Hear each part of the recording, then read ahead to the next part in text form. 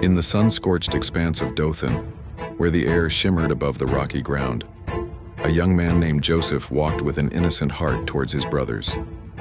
He was 17, favored by his father, and draped in a coat of many colors, a vibrant testament to that affection which had sown seeds of bitter envy in the hearts of his siblings.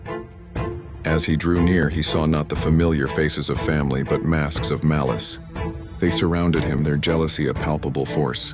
Joseph's initial confusion gave way to a cold dread as he realized their intent.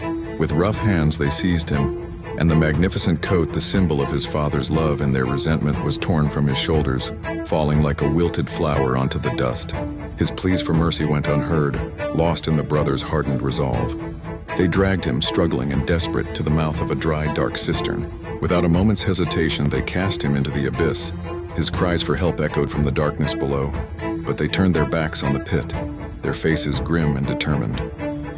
Only Reuben, the eldest, stood apart from the group, his expression a storm of conflict. He looked away, a silent plan for a later rescue forming in his mind, but for now he was powerless against the tide of his brother's hatred.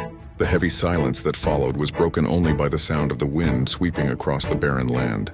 Having disposed of their brother, the men sat down to eat their meal, a chilling display of indifference. As they broke bread, the tense atmosphere was thick with their shared secret.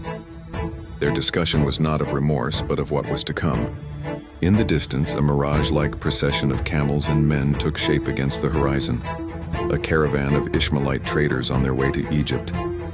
It was Judah who broke the silence, his voice pragmatic and cold. He proposed a plan that would spare them the guilt of fratricide, while still ridding them of Joseph forever. "What profit is it if we kill our brother and conceal his blood?" he argued. "Let us sell him to the Ishmaelites." Greed mingled with their desire for riddance, and one by one, the brothers agreed to Judah's ruthless logic. Ropes were lowered into the pit, and a weak, dirt-streaked Joseph was hauled into the glaring sunlight. For a fleeting moment, a sliver of hope flickered in his wide, desperate eyes, but it was extinguished as he saw the stern faces of the Ishmaelite traders dismounting their camels. They inspected him as they would any commodity, their expressions hardened by the desert and the nature of their trade. A bargain was struck. 20 pieces of silver, the price of a slave, were counted into the brothers' hands.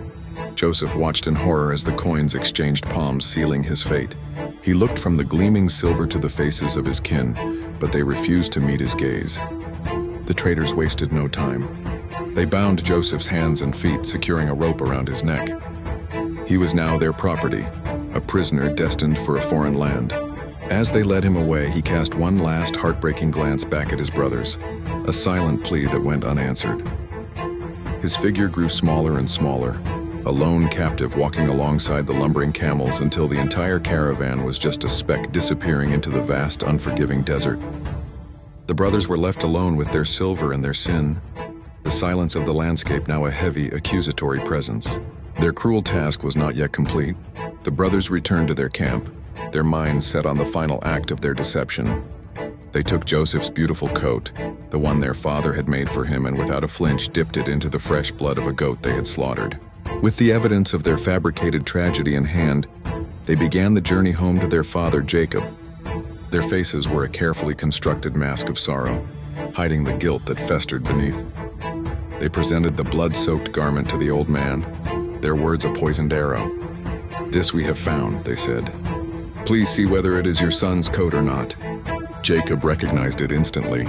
A tremor ran through his frail body as the vibrant colors, now stained a sickening crimson, confirmed his worst fears. He clutched the tattered fabric, his mind reeling with an unbearable vision of a wild beast tearing his beloved son apart.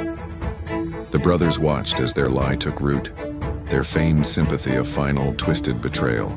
Overwhelmed by a grief that knew no bounds, Jacob tore his own clothes and put on sackcloth. His cries of anguish filled the camp as he mourned for Joseph. "I shall go down to the grave to my son in mourning," he wept, refusing all attempts at comfort. In his heart, the light of his favored son had been brutally extinguished, and he was left in a darkness as profound as the pit into which Joseph had been cast.